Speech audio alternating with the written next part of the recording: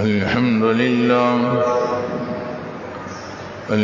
لله الذي فضل بني آدم بالعلم والعمل على جميع العالم، والصلاة والسلام على سيد العرب والعجم وعلى آله وأصحابه أجمعين. أما بعد فأعوذ بالله من الشيطان الرجيم. بسم الله الرحمن الرحيم. يا أيها الذين آمنوا كتب عليكم الصيام، وقال تعالى وسارعوا إلى مغفرة من ربكم. سبحان ربك رب العزة عما يصفون وسلام على المرسلين والحمد لله رب العالمين. اللهم صل على سيدنا محمد وعلى آل سيدنا محمد وبارك وسلم. آج کی اس مجلس میں استقبال رمضان کے حوالے سے 15 باتیں مجھے عرض کرنی ہیں کہ رمضان المبارک کے شروع ہونے سے پہلے ہمیں ان 15 چیزوں کے اہتمام اور ان کے عزم کی ضرورت ہے. ان میں سب سے پہلی چیز تو یہ ہے کہ رمضان المبارک بہت زیادہ قریب آ گیا ہے، اور اللہ رب العزت کی ذات عالی سے امید ہے کہ اللہ پاک ہمیں یہ مبارک گھڑیاں نصیب فرمائیں گے. اس پر ہمیں اللہ کا شکر ادا کرنا چاہیے اور آخری دم تک ڈرتے رہنا چاہیے کہ کہیں یہ نعمت ہم سے چھن نہ جائے، کیونکہ رمضان شروع ہونے سے چند گھنٹے پہلے بھی ہم نے کئی لوگ اپنے ہاتھوں سے دفنائے ہیں. لَإِن شَكَرْتُمْ لَأَزِيدَنَّكُمْ، شکر کرتے رہو گے اللہ نعمتوں میں اضافہ فرمائیں گے. گزشتہ سال کتنے لوگ ہمارے ساتھ اس مبارک مہینے میں عبادات میں شریک تھے، آج ہماری نگاہیں انہیں تلاش کر رہی ہیں مگر وہ ہمیں نظر نہیں آ رہے. سو اللہ تعالیٰ کی اس نعمت کا شکر بجا لائیے کہ اللہ تعالیٰ نے ہمیں پھر سے ایک مبارک مہینے تک پہنچا دیا. اللہم لک الحمد ولک الشکر. دوسری بات استقبال رمضان کے حوالے سے یہ عرض کرنی ہے کہ ہمیں اس مہینے کی عظمت اور فضیلت کا پورا استحضار ہونا چاہیے. عام مہینوں میں اور اس مہینے میں فرق ہمارے سامنے واضح ہونا چاہیے. اس مہینے میں عبادات کا اجر و ثواب بڑھ جاتا ہے، یہاں تک کہ حدیث میں ہے نفل پڑھو گے اللہ تعالیٰ ثواب فرضوں کے برابر عطا فرمائیں گے، اور آپ فرض پڑھیں گے اللہ تعالیٰ اس کا ثواب بڑھا چڑھا کر 70 فرضوں تک پہنچا دیں گے. حدیث میں ایک واقعہ ہے، حضرت طلحہ بن عبید اللہ رضی اللہ تعالی عنہ فرماتے ہیں، ابن ماجہ کی روایت ہے کہ دور دراز سے 2 آدمی آئے اور امام الانبیاء صلی اللہ علیہ وسلم کی خدمت میں پیش ہوئے اور دونوں نے اکٹھا اسلام قبول کر لیا. اللہ کی شان ان دونوں میں ایک بڑا مضبوط مجاہد اور محنتی آدمی تھا. وہ اپنے جذبے کے تحت جہاد میں چلا گیا اور شہید ہو گیا. دوسرا شخص اس کے بعد 1 سال تک زندہ رہا، بعد میں اس کا بھی انتقال ہو گیا. حضرت طلحہ رضی اللہ تعالیٰ عنہ فرماتے ہیں کہ میں نے خواب دیکھا. میں کیا دیکھتا ہوں کہ میں جنت کے دروازے پر کھڑا ہوں. اتنے میں یہ دونوں آدمی آئے، بس یہ کھڑے تھے کہ جنت کے اندر سے ایک آدمی گیٹ پہ آ گیا اور ان دونوں میں سے اس کو اپنے ساتھ اندر لے گیا جس کا انتقال 1 سال بعد میں ہوا تھا. شہید وہیں کھڑا رہا.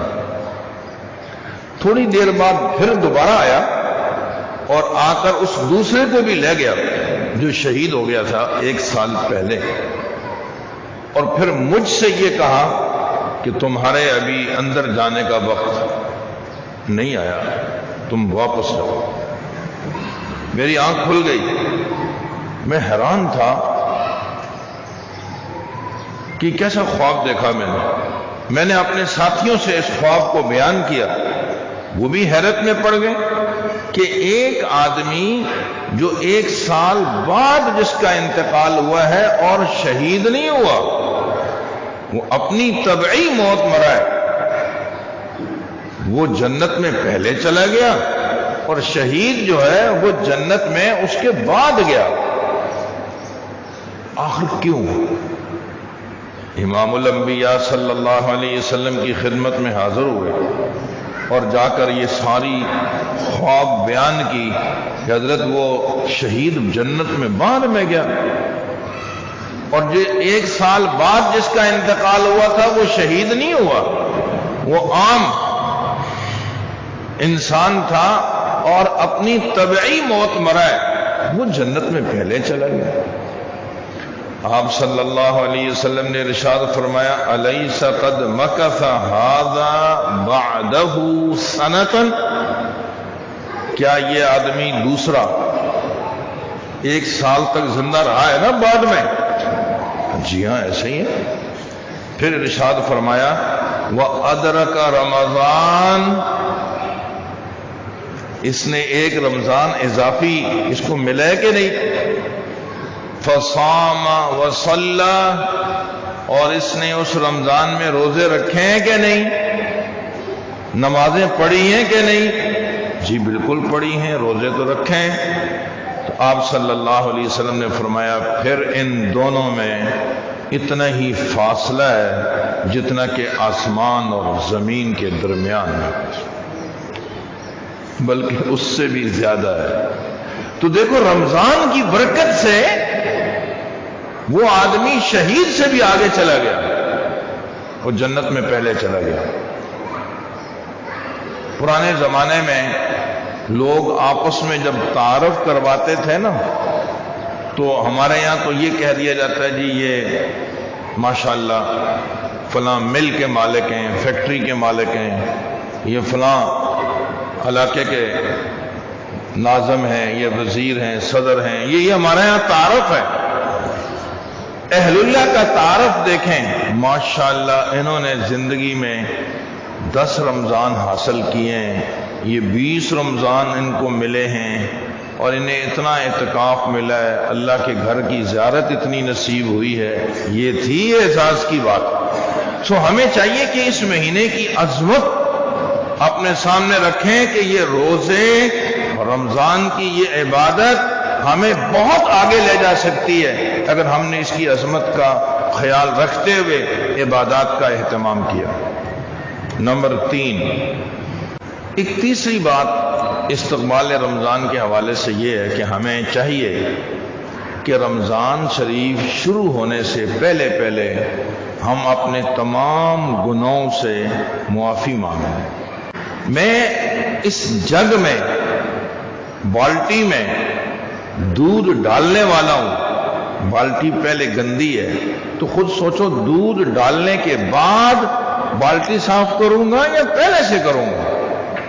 مجھے اس گلاس میں دودھ ڈالنا ہے تو دودھ ڈالنے سے پہلے میں گلاس کو دھو ڈالوں گا یا پہلے دودھ ڈالوں گا پھر اس گلاس کو صاف کروں گا؟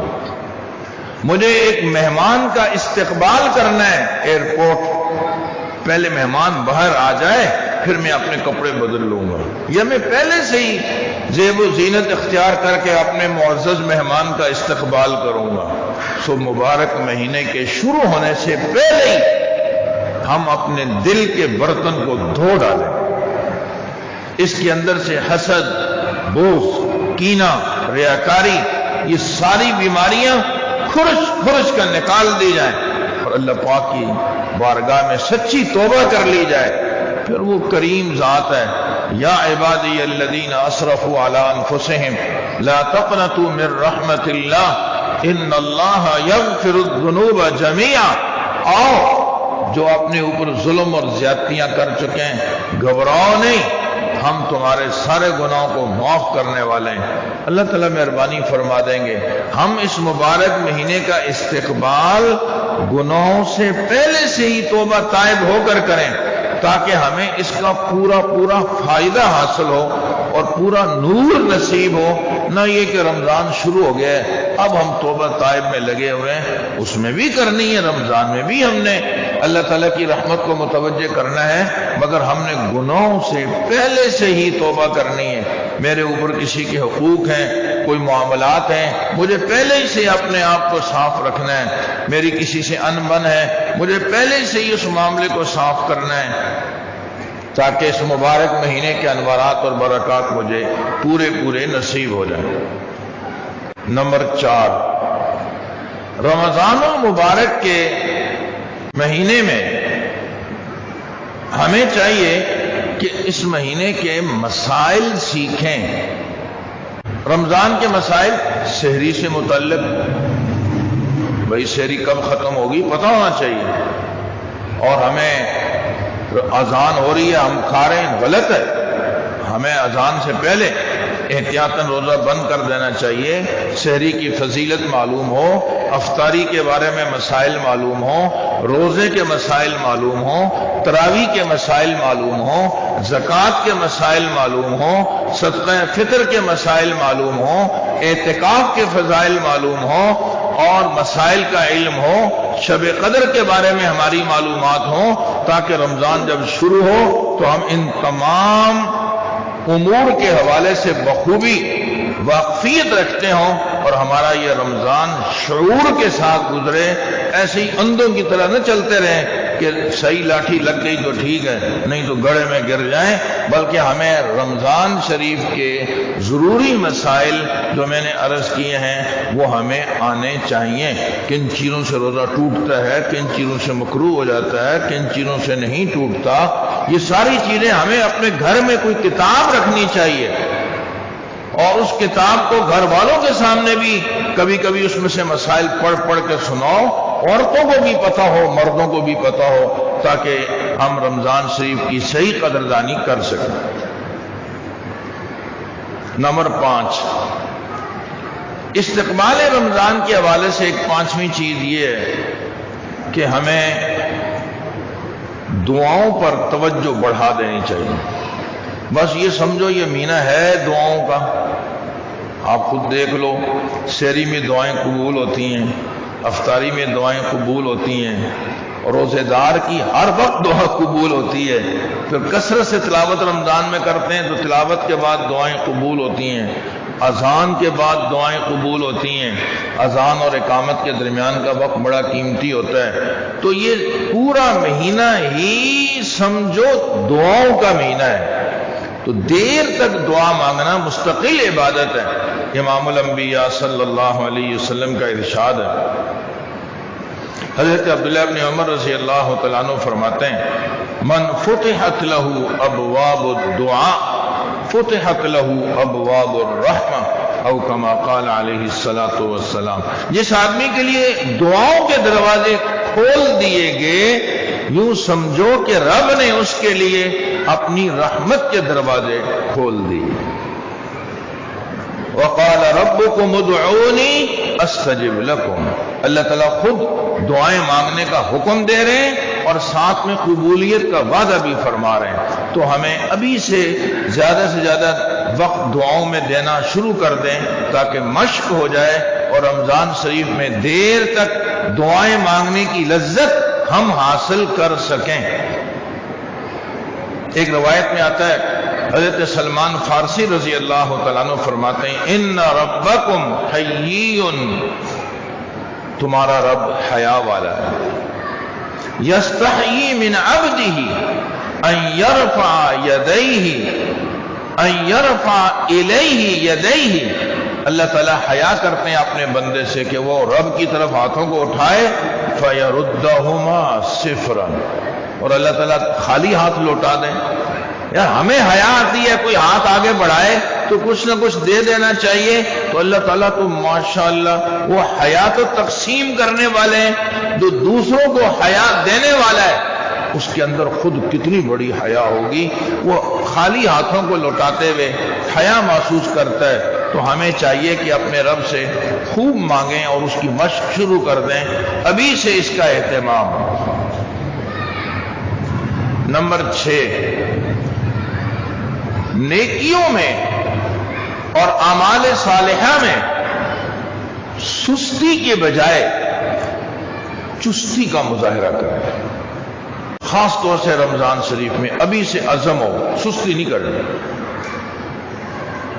سستی کیا ہے؟ وہ دیر سے اٹھے، تہجد نکل گئی، وقت ہی نہیں ملا دعا مانگنے کا، نمازوں کے اوقات میں سستی کی، تکبیر اولیٰ چلی گئی، افطاری کے ٹائم پہ بس دائیں بائیں شائیں ہوتا رہا یہاں تک کہ اذان ہو گئی، دعاؤں کا وقت ہی نہ مل سکا۔ ارادہ کیا تھا تلاوت کرنے کا، بھئی 5 پارے یومیہ پڑھیں گے، مگر ایک ہی پارہ ہوا، دن چلا گئی۔ کیا ہے یہ سستی اور یہ کاہلی رمضان سے پہلے ختم کرنے کا عزم ہو۔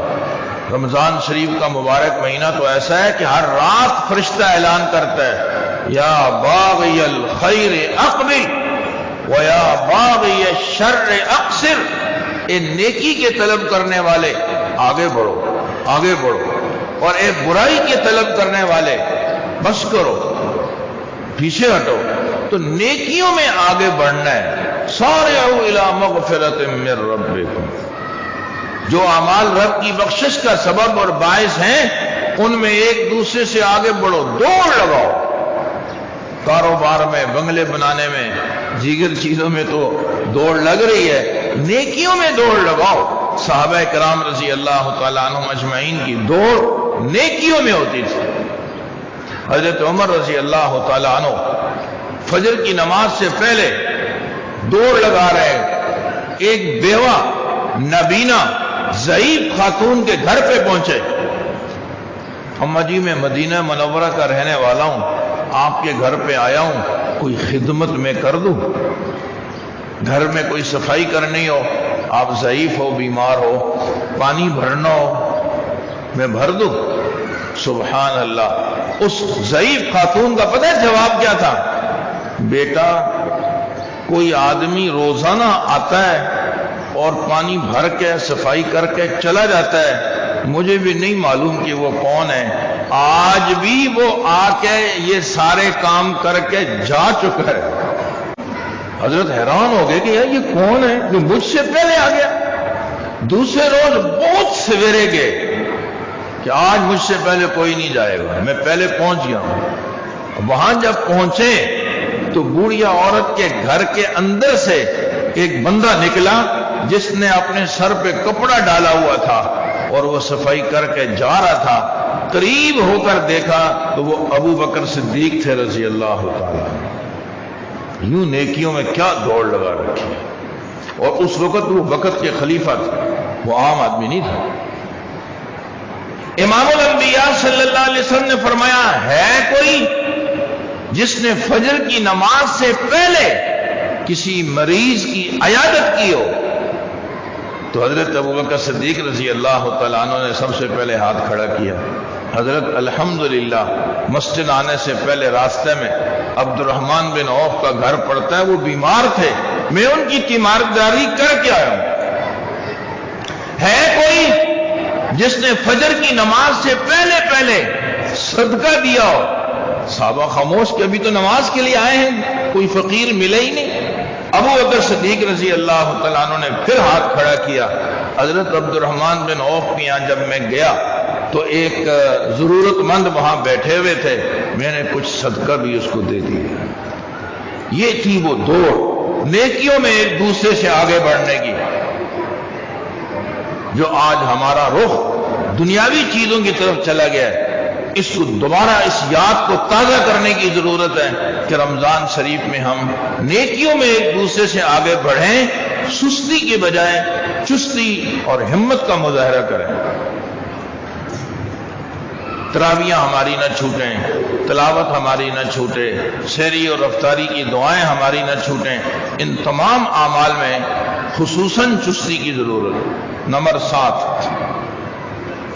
یہ بات میں نے پہلے بھی عرض کی ہے، حدیث میں ہے، حضرت انس رضی اللہ تعالیٰ عنہ کی روایت ہے، ترمذی شریف میں فرماتے ہیں کہ امام الانبیاء صلی اللہ علیہ وسلم نے فرمایا، من صلی للہ 40 یوما فی جماعت یدرک التکبیرۃ الاولی کتب له براءتان، براءۃ من النار و براءۃ من النفاق. جو 40 دن تک اللہ کی رضا کے لیے تکبیر اولی سے نماز پڑھے گا، اللہ تعالیٰ اس کو 2 پروانے عطا فرمائیں گے، ایک جہنم سے بری ہونے کا اور ایک نفاق سے بری ہونے کا. سال بھر یہ حسرت رہتی ہے ہم یہ 40 دن پورے نہیں کر پاتے. رمضان شریف میں اس کا موقع بڑا اچھا ہے کہ 10 دن پہلے سے شعبان کے ملا لو. اب ہمارے پاس 10 دن تو نہیں رہے، لیکن پھر بھی 8-9 دن تو ہے ہی ہیں، اور عید کا دن بھی ملا لو. بیچ میں 29-30 دن رمضان شریف کے اگر ملا لیے جائیں، یوں انشاءاللہ ہمارا بھی یہ عدد 40 کا پورا ہو جائے گا، اور ہم بھی یہ 2 بشارتیں حاصل کرنے کے مستحق ہو سکتے ہیں. تو ہمیں نیت کرنی چاہیے کہ انشاءاللہ ہم بھی 40 دن تک تکبیر اولی کے ساتھ نماز. کچھ بہانے جمع تو کرو نا، یہ ایک بہانہ ہے جنت میں جانے کا. یا اللہ میں کم سے کم یہ 40 دن کی نماز تو لایا ہوں. ہمارے بڑوں نے 40 سال نمازیں ایسی پڑھی کہ تکبیر اولی فوت نہیں ہوئی. 30 سال اس طرح گزار دیے. بلکہ بعض جگہ تو آتا ہے فرشتے بیٹھے ہوئے دائیں بائیں، تھک گئے مگر برائی لکھنے کا موقع نہیں آیا. کاش کہ ہم 40 دن ہی پیش کر دیں اللہ کی بارگاہ میں. تو اس کا بھی بہت اچھا موقع ہے، ہمیں اس کی بھی نیت اور کوشش شروع کر لینی چاہیے. نمبر 8،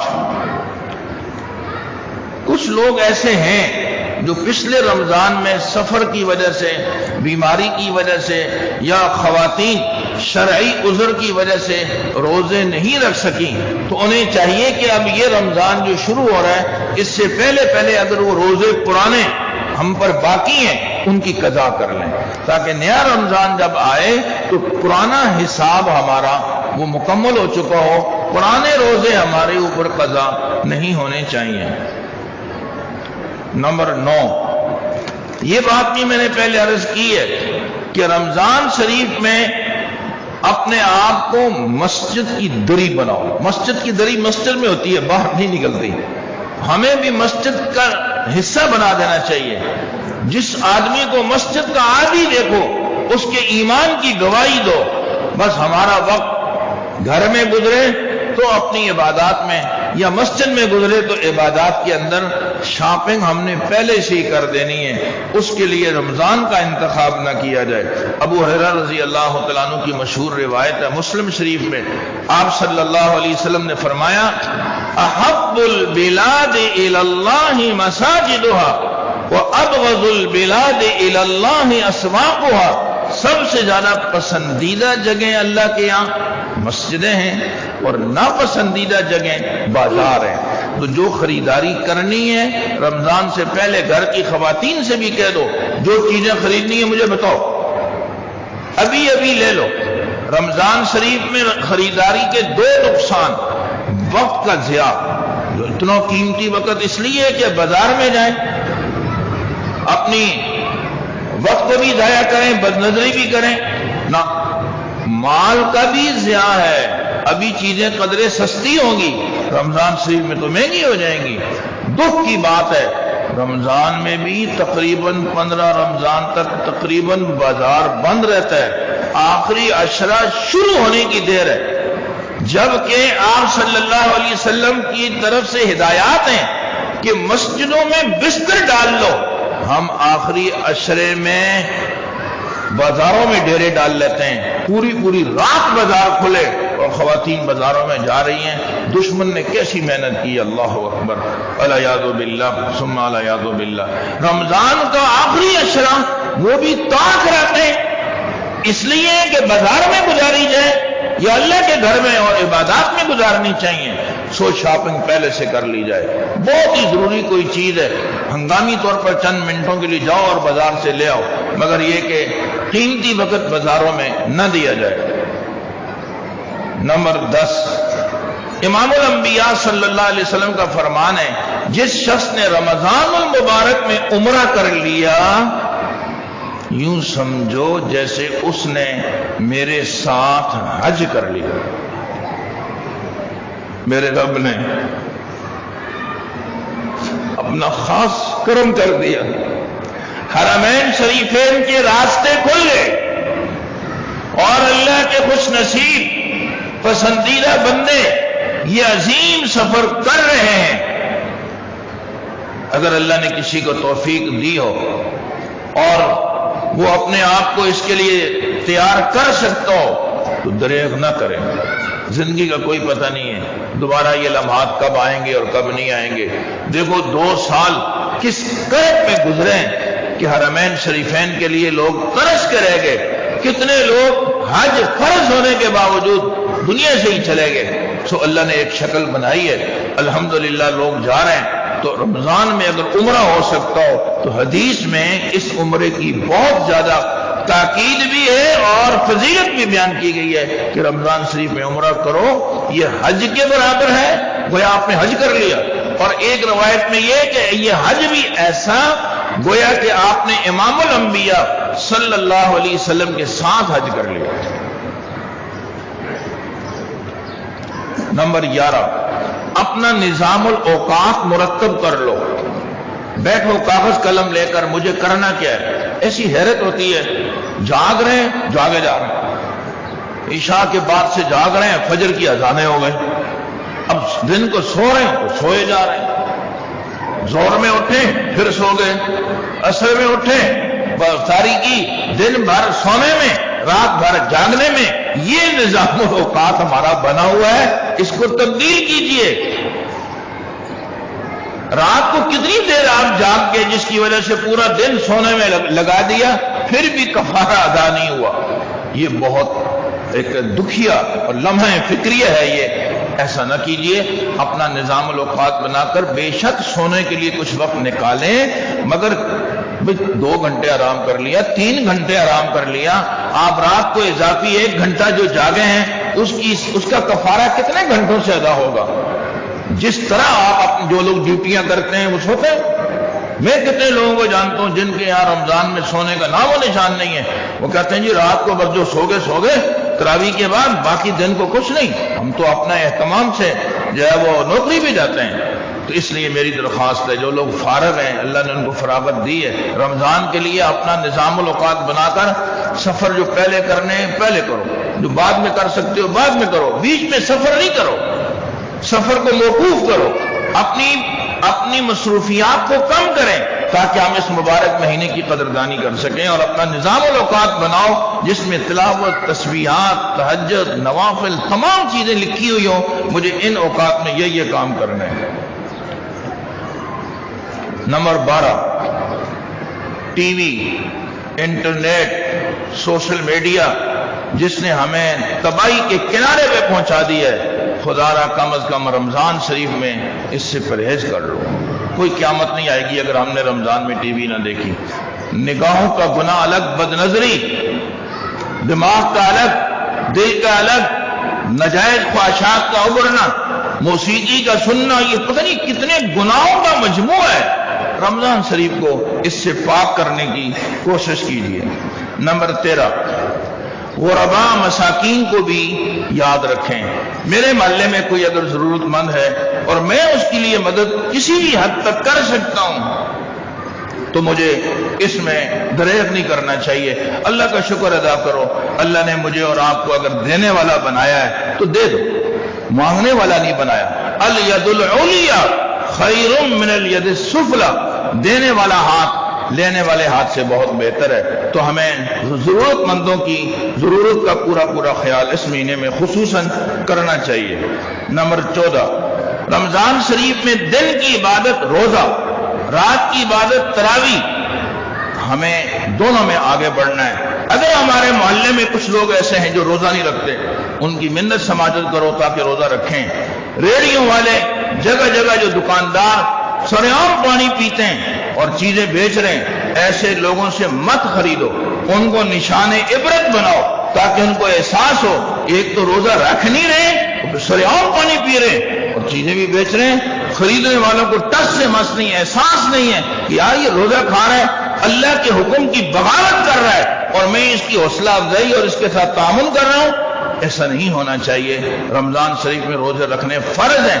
ساری زندگی نفل روزے رکھتے رہو. رمضان کے ایک روزے کی قضا حقیقت میں اس کی پوری برکات نصیب نہیں ہوگی. ہاں قضا تو ایک سے بھی ادا ہو جائے گی شرعی طور پر، برکتیں نہیں ملیں گی. اس لیے دن کا روزہ بہت ضروری ہے، اس کا اہتمام کیا جائے.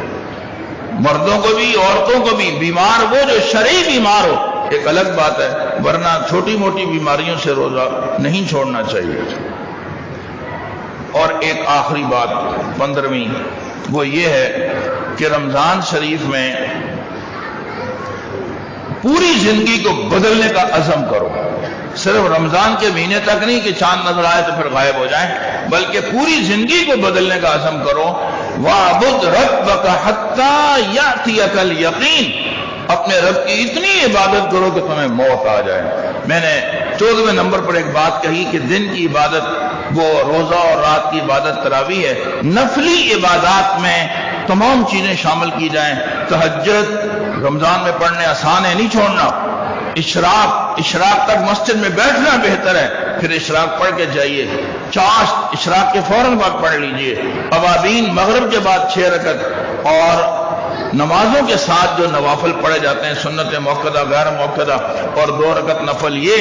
اور نمبر 6 صلاۃ التسبیح روزانہ پڑھنی چاہیے، نہیں تو کم از کم ہفتے میں ایک دن لازماً پڑھنی چاہیے. اور سب سے زیادہ وقت تلاوت کو دیجیے کہ قرآن مجید میں تمام اوراد و وظائف سے بڑھ کر جو وظیفہ ہے وہ اللہ کے قرآن کی تلاوت ہے. اللہ تعالیٰ اس مہینے کو ہمارے حق میں مبارک فرمائے، ہمیں خوبصورت انداز سے اس کے استقبال کی توفیق عطا فرمائے. جیسا میرا رب چاہتا ہے اللہ ہمیں اس کا استقبال یہی کرنے کی توفیق عطا فرمائے. یہ مہینہ میرے رب کے فرمان کے مطابق اور امام الانبیاء صلی اللہ علیہ وسلم کے ارشادات کے مطابق ایک مہمان ہے. ہم عام مہمان کو عزت دیتے ہیں، ہمیں شریعت کا حکم ہے. یہ خاص مہمان جو سال میں ایک دفعہ آتا ہے اس کو کتنی عزت دینی چاہیے خود سوچ لو. تو رمضان کی عبادات یہی اس کا استقبال ہے. گناہوں سے توبہ طائب ہونا یہی اس کا استقبال ہے. عبادات میں ایک دوسرے سے آگے بڑھنا یہی اس کا استقبال ہے. اللہ تعالیٰ مجھے اور آپ کو اس کی توفیق عطا فرمائے. وآخر دعوانا ان الحمد للہ رب العالمین.